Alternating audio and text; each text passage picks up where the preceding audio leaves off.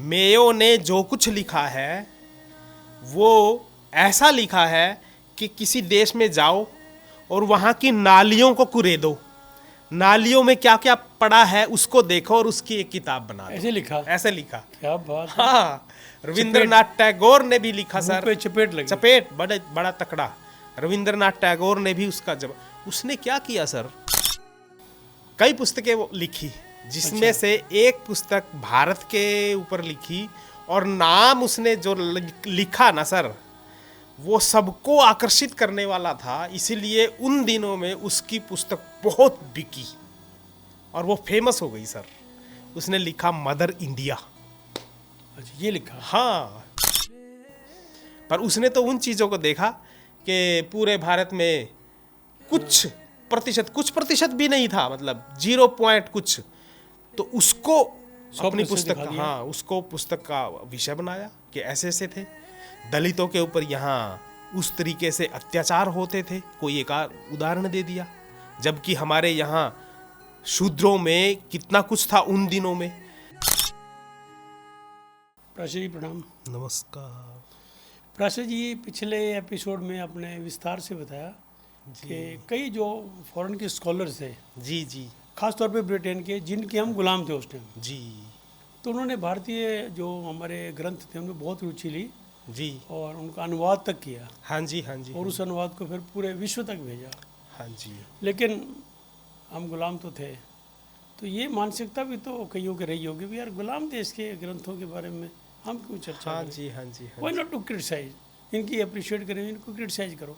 हाँ, तो ऐसी जो मानसिकता है ना लोगों की, छोटी मानसिकता, घृणित मानसिकता जो भी है जी, कुछ ऐसे भी साहित्यकार जरूर हैं, हुए हैं सर।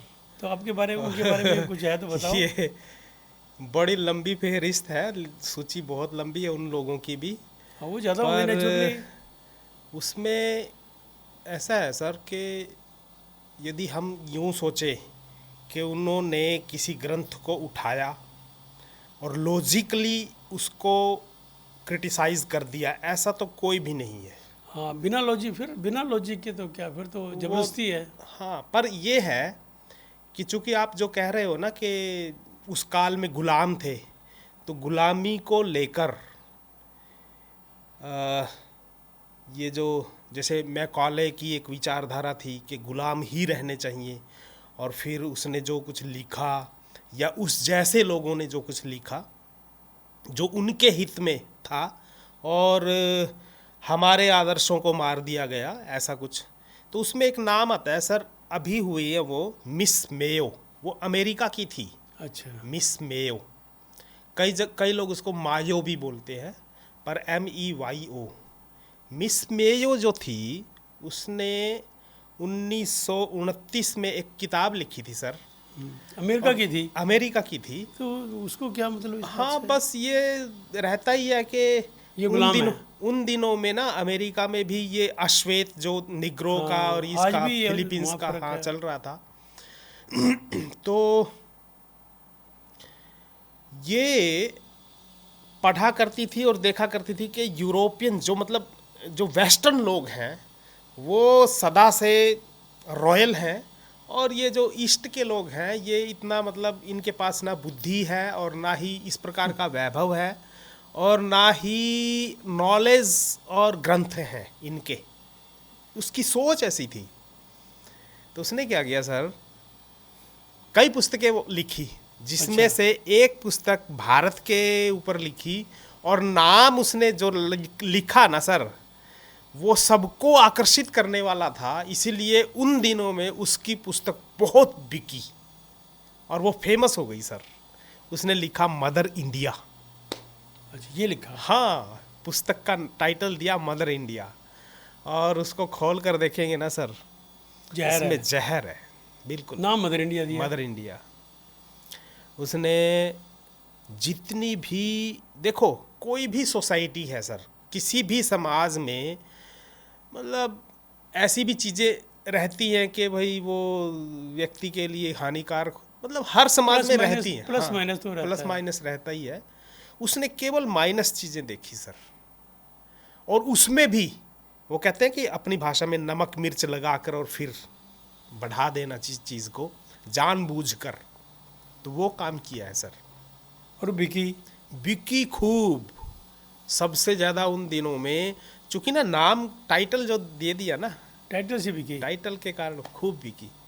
अमेरिका में उन दिनों में सबसे ज़्यादा बिकने वाली पुस्तकों में ये बन गई थी। पर बाद में जब जिसने भी पढ़ा और जिसने भारत को जाना था, क्योंकि अभी हम जो हमारी जो सीरीज चल रही है सर, उसमें जो पॉजिटिविटी दिख रही है हमारे ग्रंथों की सारे संसार में, जर्मन में, फ्रेंच भाषा में, जर्मन में जिन ग्रंथों का अनुवाद हो चुका था, जिन लोगों ने, और ख़ासकर यूनिवर्सिटी के विद्वान लोगों में जिनकी चर्चाएं हुआ करती थी, वो कैसे मान लेते कि भारत ऐसा था। गुलामी थी, ये एक अलग विषय है, परंतु उसके पास वो समृद्धि पड़ी है ग्रंथों के रूप में और परंपरा के रूप में, तो उसको डिनाई नहीं कर सकते सर। पर उसने उन चीज़ों को दिखाया, इसलिए ना 1927 में, 29 में बोल गया था मैं, 1927 में उसने वो लिखी थी। 1927 में सर प्रकाशित की। 1928 में लाला लाजपत राय ने, इसने लिखा मदर इंडिया, तो उसकी आलोचना में उन्होंने लिखी अनहैप्पी इंडिया, उसकी आलोचना में। और महात्मा गांधी ने भी लेख लिखा सर कि इसने, इस लड़की ने, मिस करके, मेयो ने जो कुछ लिखा है वो ऐसा लिखा है कि किसी देश में जाओ और वहाँ की नालियों को कुरेदो, नालियों में क्या क्या पड़ा है उसको देखो और उसकी एक किताब बना दो। ऐसे लिखा, ऐसे लिखा। क्या बात। हाँ, रविंद्रनाथ टैगोर ने भी लिखा सर, पे चपेट लगी, चपेट बड़ा तकड़ा। रविंद्रनाथ टैगोर ने भी उसका जवाब, उसने क्या किया सर, जो हमारी परंपराएं थी, उन परंपराओं में जो जैसे आदिवासियों के वहाँ चली गई, हो सकता है किसी ग्रुप, क्योंकि आदिवासी के तो ग्रुप्स होते हैं थोड़े, तो किसी ग्रुप्स में जल्दी जो बाल विवाह है वो प्रथा रही होगी, पर वो प्रथा सारे भारत में थोड़ा थी। हाँ, उसने भारतीयता के साथ जोड़ हाँ, दिया उसके साथ पूरे उसको, जैसे कहते हैं ना कि किसी छुपी हुई चीज़ को हेडलाइन बनाकर और फिर प्रस्तुत करना, ये तो गलत बात हो जाएगी ना। जो अधिकतर है, बहुतायत रूप से मिलती चीज़ें हैं, वही तो दिखानी चाहिए, वही देखी जाएंगी और उसी के आधार पर उसका नक्शा पेश किया जाएगा, कैसा समाज है ये। पर उसने तो उन चीज़ों को देखा कि पूरे भारत में कुछ प्रतिशत भी नहीं था, मतलब 0 कुछ, तो उसको अपनी पुस्तक, हाँ, उसको पुस्तक का विषय बनाया कि ऐसे ऐसे थे, दलितों के ऊपर यहाँ उस तरीके से अत्याचार होते थे, कोई एक उदाहरण दे दिया, जबकि हमारे यहाँ शूद्रों में कितना कुछ था उन दिनों में। तो ऐसी बातों को लेकर जितना जहर उसने उस पुस्तक के माध्यम से उगलना था वो उगला। एक सोंधी करके सरदार जी थे हमारे, बड़े बहुत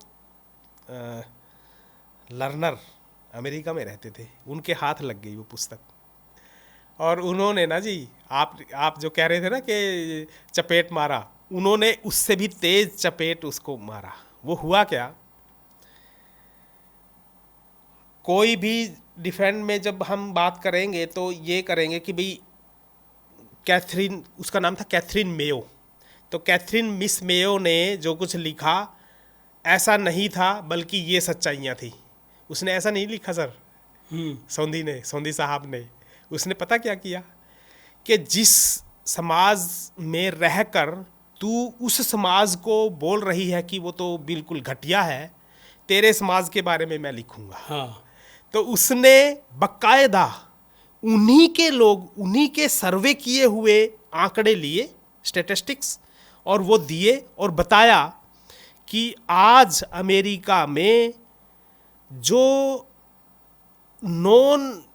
मतलब जो वयस्क भी नहीं है, जो लड़कियां और वो माँ बन रही हैं, वो कितने प्रतिशत है, और आपके यहाँ नशा कितने प्रतिशत है, और आपका अश्वेतों के प्रति का जो वो है, जो रंग भेद की जो है भावना आपके लोगों में, जो मनुष्य मनुष्य के मतलब मनुष्यता के मतलब कलंक है एक मनुष्यता के ऊपर, वो कितने प्रतिशत है।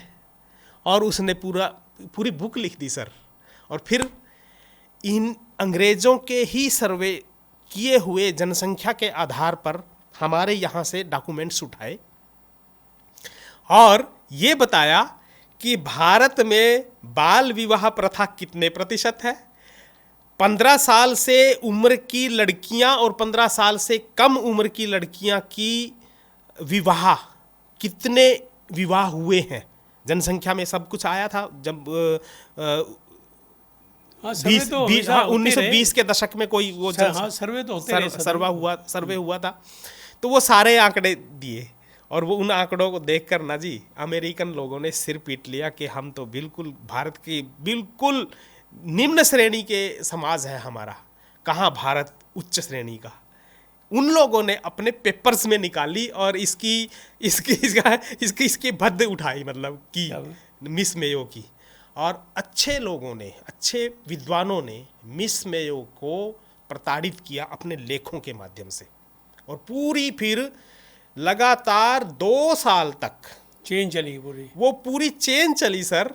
उनके अखबारों में एक एक चैप्टर के ऊपर उन्होंने आलोचनात्मक दृष्टि से लेख देने शुरू किए और मिस मेयो की भद्द उड़ाई पूरी। मतलब देखो स्वामी विवेकानंद ने भी यही काम किया वहाँ जाकर। जी, जब लोग हमें नीची नज़र से देख रहे थे, हाँ जी, हाँ जी, ही प्रूव्ड कि नहीं। हाँ बिल्कुल बिल्कुल। ये लोग पता नहीं कितना गिर जाते हैं। गीता को इतने, जो वहाँ पे शिकागो में गीता को सबसे नीचे रखा, बाकी ग्रंथों पूर्व। हाँ जी, हाँ जी, हाँ जी। फिर उनका मजाक किया, देखो गीता सबसे नीचे रहे। लेकिन स्वामी विवेकानंद क्या वो तो बौद्धिक थे जी। चरित्र रहा होगा, क्या बिल्कुल किस तरह की प्रतिभा रही होगी। हाँ, ये गीता ठीक रखी है, ये आधार है सभी धर्मों का। And nobody could answer. और कभी भी वो कहाँ भी पूरे उसमें घूमे ना, जब भी किसी ने कटाक्ष किया उन्होंने क्या जवाब दिया। सही बात है। और करके दिखाया। वो गीता है ना, हाँ। सबसे नीचे पड़ी थी, खींचा तो सारे गिर गए। खींचा सारी कि यदि इसको ही हटा दोगे तो रहेगा क्या, कुछ भी नहीं, गिर जाओगे। ऐसी ट्रेन की उनके इंसिडेंट दिखाए, अंग्रेजों के घरों के दिखाए। हाँ जी, उन्होंने वो लॉजिक दिया वहाँ पे। बिल्कुल, ही प्रूव्ड, बिल्कुल प्रैक्टिकली प्रूव्ड, यस, कि देखो where we stand and where you stand. Yes. तो इसी तरह का उस टाइम के हाँ, हमारे सरदार जी ने किया, दूसरों ने किया। हाँ जी, हाँ जी। सर ये तो जरूरी है। ये जो कैथरीन का जो विरोध था, अच्छा उन दिनों क्योंकि भारत गुलाम था तो उसको यूं लगता था मिस मेयो को कि ब्रिटिश जो राज कर रहे हैं वो ठीक कर रहे हैं। हाँ। और स्वतंत्रता आंदोलन पूरे टॉर्च पे था और इन लोगों का जो नैतिक आदर्श बल है उसको गिराना चाहिए, क्योंकि ना वो कुछ ऐसी थी मानसिकता ऐसी थी उसकी तो कि हम ही महान हैं। प्राची जी आपने काफ़ी आंखें खोलने वाला ये सुनाया, क्योंकि इच्छा थी दर्शकों की, कल फ़ोन आया कि हमें ये भी बताओ, एक साइड तो ले ली, दूसरी साइड भी तो बताओ, दोनों सिक्के के दोनों पहलू। तो आपकी मास्टरी उधर भी है इधर भी है, आप धन्य, हम भी धन्य। नमो नमः।